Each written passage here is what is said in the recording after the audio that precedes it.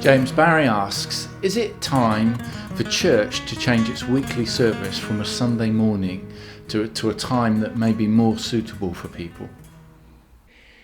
Thanks ever so much for your question, Barry. There have been all kinds of thoughts and reflections on this over the years. I'd like to say just briefly why churches generally gather on a Sunday. It's because after a certain amount of time, the early church did. When Christians first came onto the scene, most of them were Jewish, and they would go along to worship at the synagogue Friday night through to Saturday, and they would be worshipping the Jewish Shabbat or Sabbath day, which is, as I say, Friday evening through to Saturday evening. So why did it suddenly become Sunday? The very shortest and most succinct answer is because that is the day that Jesus Christ rose from the dead.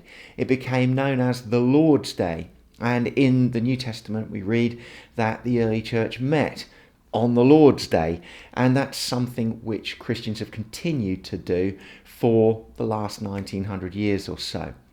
So for that reason, you could say it's been traditional, we've always done that, and so that's a good reason to meet on that day.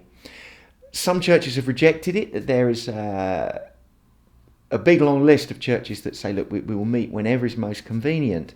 And Thursday evenings was a really, really popular slot because it wasn't the weekend and it was getting near the end of the week, and they just said everything seems to be right about a Thursday evening, let's meet then and have a good time. Others have pushed against that and have said, look, church doesn't fit around what's most convenient for people. Church is coming to bring an offering of worship to the Almighty God. And what kind of statement does it make to say, look, I'm kind of busy this weekend, so even though you, God, are the most important thing in my life, even though I long to bring you my worship and my sacrifice, and even though for the last 2,000 years there's been a day set aside for that in the life of the Christian church, I'm that's inconvenient now. I would like to do something else. I'd like a barbecue and I'd like to wash the car. So, Lord, it's going to be much more convenient if I worship you on a Thursday. Some people kind of balk against that. Interestingly enough, Paul was really, really clear. That's Saint Paul, who wrote a massive chunk of the New Testament. He said these words. He said, don't let anyone have a go at you for not keeping a Sabbath.